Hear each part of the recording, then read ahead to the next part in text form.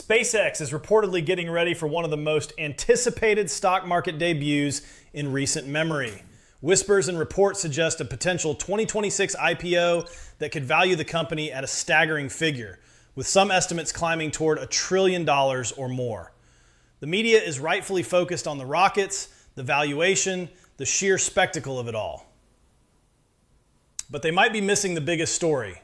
What if I told you this IPO has less to do with space exploration than you think? What if this is really the starting gun for the next AI gold rush? This isn't just about getting funding for Mars colonies. It's about using Wall Street's money to build an orbital supercomputer. In this video, we're going to connect the dots and show you how this one event could unleash a new wave of investment into the future of artificial intelligence. To understand where we're going, you first have to understand the problem here on the ground. The AI revolution runs on two things: data and power, and it's burning through both at a terrifying rate. Every time you ask a model like ChatGPT a question, it uses nearly 10 times more electricity than a simple Google search. Now, think about scaling that to billions of users and trillions of requests. The International Energy Agency, or IEA, projects that by 2026, the electricity needed for data centers, AI, and crypto could double from 2022 levels. To put that in perspective, we're talking about a level of consumption that could rival the entire annual electricity usage of Japan. This isn't some far-off problem. It's happening right now. In Northern Virginia, home to the world's largest concentration of data centers, the vacancy rate is under 2%. The biggest roadblock isn't land anymore, it's power. The electrical grid simply can't keep up with the demand. Major data center projects are getting delayed or even canceled, not because of a lack of ambition, but a literal lack of watts. This is the physical bottleneck the AI boom is racing towards. You can have the smartest algorithms on Earth, but if you can't power the servers and have nowhere to build them, progress will grind to a halt. AI is creating a resource crisis, and it's becoming clear that a solution based only on the ground might not be enough. So how does SpaceX fit into all this? The public story around a potential 2026 IPO is straightforward and makes a lot of sense. For years, Elon Musk avoided taking SpaceX public, worried that shareholder demands for quick profits would get in the way of the long-term mission to Mars. But now, reports indicate a major shift. The official narrative is that the capital raised would be used to scale up two key projects, Starlink and Starship.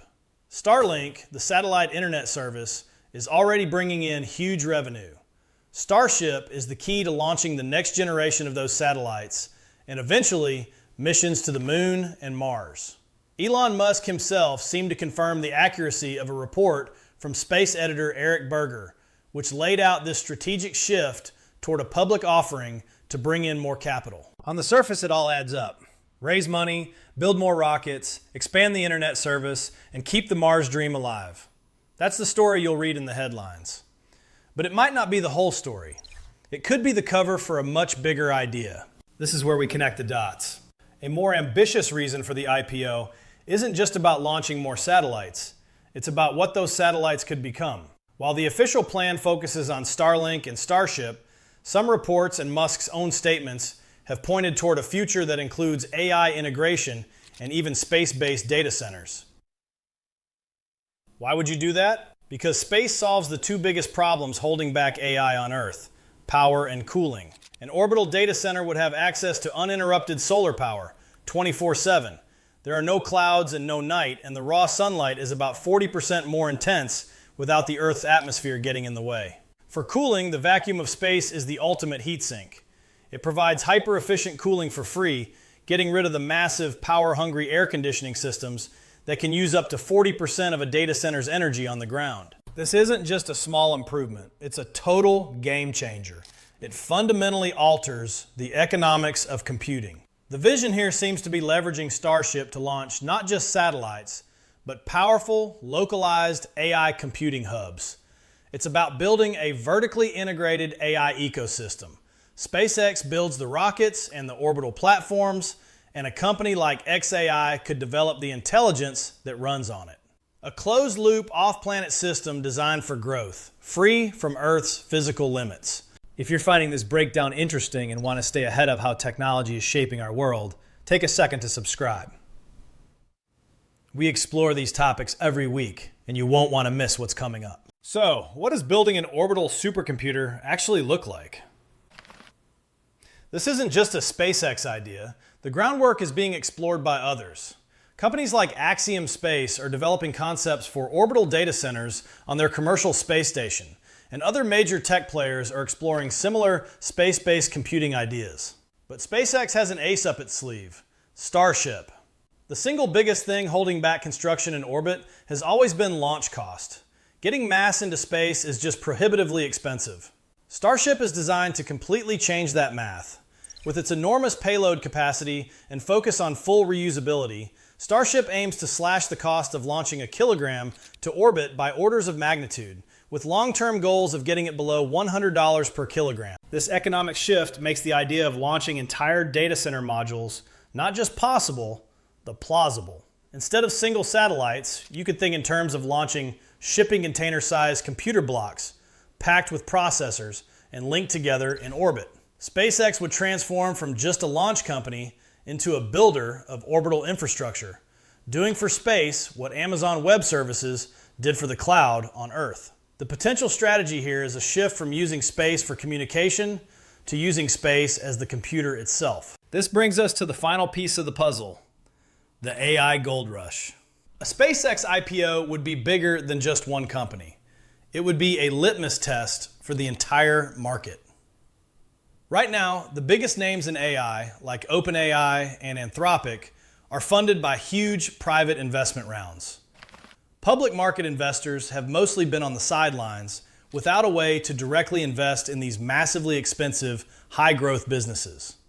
The success of a gigantic, long-term bet like SpaceX would send a powerful signal to Wall Street.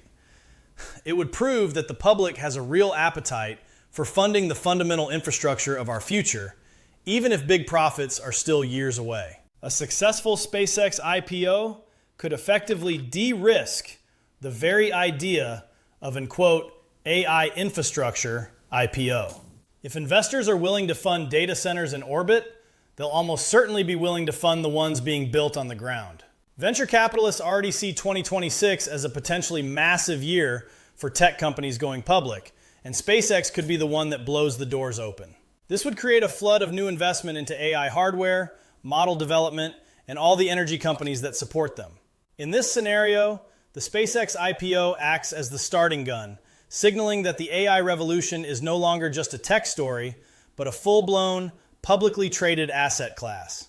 That's the AI gold rush. Now for a dose of reality. This vision is audacious, but the challenges are monumental. This is nowhere near a guaranteed success. First, space is a brutal environment.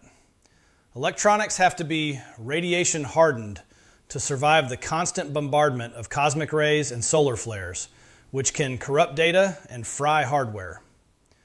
A space-grade chip can cost 10 to 100 times more than its equivalent on Earth, making the initial expense enormous. Then there's heat.